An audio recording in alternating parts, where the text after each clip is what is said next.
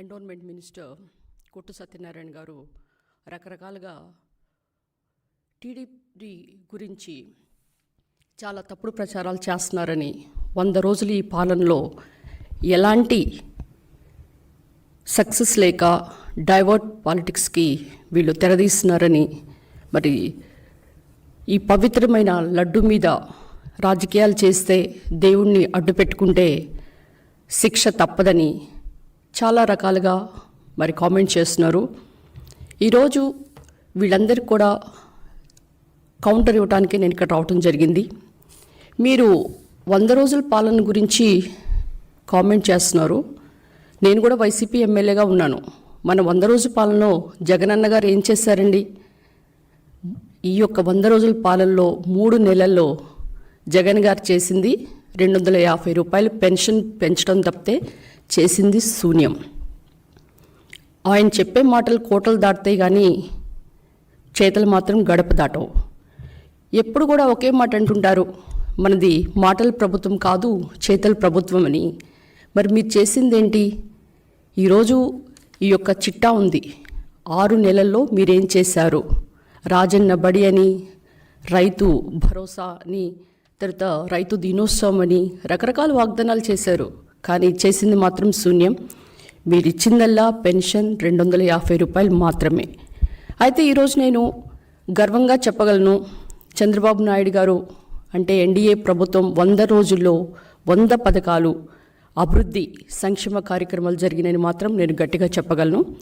ఎందుకంటే గత ప్రభుత్వంలో మరి ముఖ్యంగా ఇక చెప్పాలంటే వైసీపీ నాయకులు వాళ్ళు చేసిన అరాజకాలు, అక్రమాలు, ల్యాండ్, శాండ్, మైన్, వైన్ ఇలా అన్నిట్లోనూ డీపీటీ పథకం ద్వారా దోచుకో పంచుకో తినుకో అనే పథకాలే చేశారు తప్పితే వైసీపీ ప్రభుత్వం అంటే స్కామ్ ప్రభుత్వం అని అందరికి కూడా జగమెరిగిన సత్యం.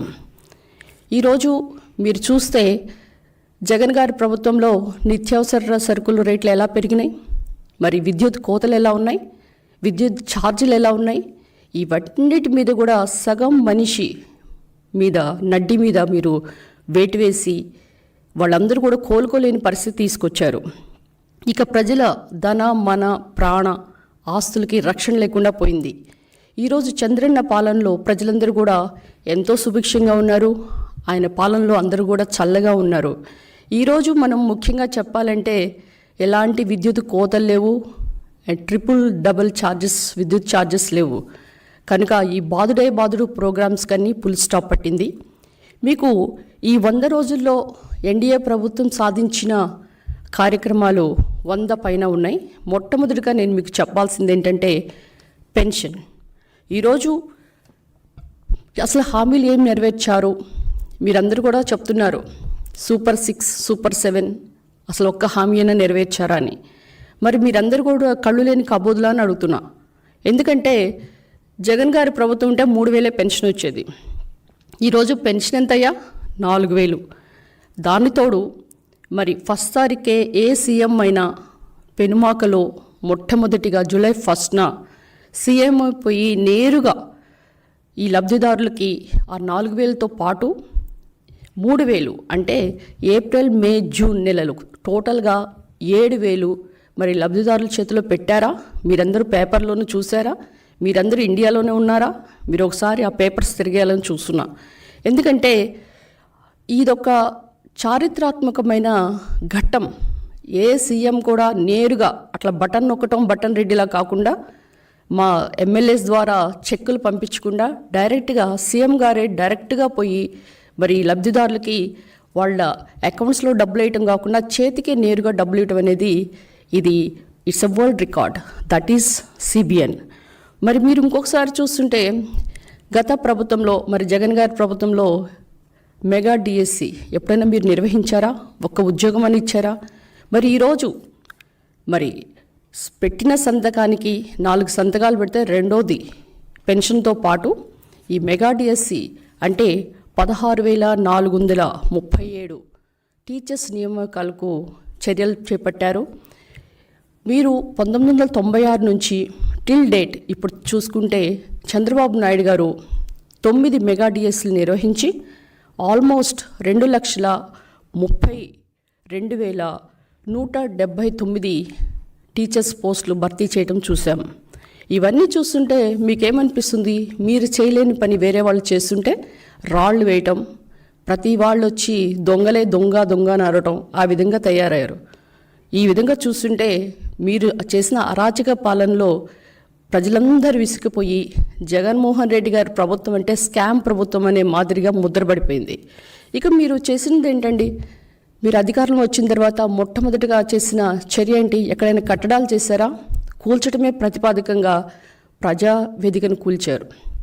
అది చాలదన్నట్టు మరి పేదల కడుపుల మీదే కొట్టారు. ఎప్పుడు కూడా మీరేమంటారండి? పేదలు, పెత్తందారులు, నా ఎస్సీ, నా బీసీ, ఇవే కదా మీరు చెప్పే స్లోగన్స్. మరి పేదవాడు ఎవరైనా కానీ పట్టణాలకు ఎవరు వస్తారు? మధ్యతరగతి వాళ్ళు, పేదవాళ్ళు. అండ్ హాస్పిటల్లో పేషెంట్లు చూడటానికి వచ్చే వాళ్ళ యొక్క రిలేటివ్స్, లేదంటే ఉద్యోగానికి ఎత్తుకోవడానికి వచ్చే విద్యార్థులైతేనేంటి, యువత అయితేనేంటి, వీళ్ళందరూ కూడా వాళ్ళకి భోజనానికి ఎలాంటి అసౌకర్యం కల్పించకుండా చంద్రబాబు నాయుడు గారు 2018 జూన్ 11న 368 పైన అన్నా క్యాంటీన్కి శ్రీకారం చుట్టారు. ఎందుకంటే అన్నం పరబ్రహ్మ స్వరూపం అంటారు. ఏ ప్రభుత్వమైనా కానీ పేదవాడికి పట్టెడన్నం పెట్టాలని ఆశపడుతుంది. అంతేకాకుండా ఎవరైనా ఒక మనిషికి కావాల్సిన బేసిక్ నెసెసిటీస్ ఏంటి? కూడు, గూడు, గుడ్డ. మరి ఈ యొక్క పేదలకి పట్టెడన్నం పెడుతుంటే ఆ పేదల కడుపు మీద కొట్టిన మొట్టమొదటి వ్యక్తి అంటే అది జగన్మోహన్ రెడ్డి. ఈరోజు మరి ఆగస్ట్ 15న 100 అన్న క్యాంటీన్లు స్టార్ట్ చేసి మొన్న సెప్టెంబర్ 18న 75 ఆల్మోస్ట్ 175 క్యాంటీన్స్ను స్టార్ట్ చేశారు. ఈ అన్న క్యాంటీన్లో కనీసం రోజుకి 350 మందికి భోజనం అయితేనేంటి, అల్పాహారం ఏంటి 5 రూపాయలకే సప్లై చేయడం. ఎక్కడైనా కానీ అన్న క్యాంటీన్లు కానీ ఏ క్యాంటీన్లో మీరు చూసినా అన్న క్యాంటీన్లోనే తక్కువ రేటు ఉంటుంది, 5 రూపాయలు ఉంటుంది. అదే మీరు బయట హోటల్లో తింటే దాని భోజనం ఎంత ఖర్చు ఉంటుంది? 120 రూపాయల పైనే ఉంటుంది. దానికి బొత్స సత్యనారాయణ గారు ఏమన్నారు? మనకి ఆదాయం లేని వనరులు మనకు అవసరం లేదంటాడు. అంటే ఏంటి? పేదలకి పట్టెడన్నం పెట్టడమే పాపమా? ఈరోజు వాళ్ళు చేసిన పాపాలకే మరి 11 సీట్లతో వాళ్ళు సర్దుకొని పోయారు. ప్రజలందరూ కూడా ఈ యొక్క ప్రభుత్వాన్ని, వైసీపీ ప్రభుత్వానికి 151 ఎమ్మెల్యే టికెట్లకు గాను 5 కొట్టేసి 11 మాత్రమే వాళ్ళకి దక్కిన చేశారు. ఈరోజు మీరు గమనిస్తే అన్న క్యాంటీన్లు రోజుకి 3 లక్షల మందికి అన్నం వడ్డిస్తూ ఆల్మోస్ట్ 2019 నాటికి 4 కోట్ల మంది దీని అన్న క్యాంటీన్లో తింటూ వాళ్ళు లబ్ధిదారులు అయ్యారు. ఇక మనం గమనిద్దాం ఈ మధ్య వచ్చిన వరదల గురించి. ఆ బుడమేరు ఆక్రమణ చేసింది, అక్కడంతా ఆక్రమించుకుంది ఎవరండి? వైసీపీ నాయకులు. దాని ద్వారా ఓవర్ఫ్లో అయ్యి ఫ్లడ్ వైజాగ్ మాత్రం ఎట్లా హుదూద్లో మునిగిపోయినప్పుడు చంద్రబాబు నాయుడు గారు బస్సులో ఉండి ఎలాగా మరి దాన్ని నార్మలైజ్ చేశారో అదే మాదిరిగా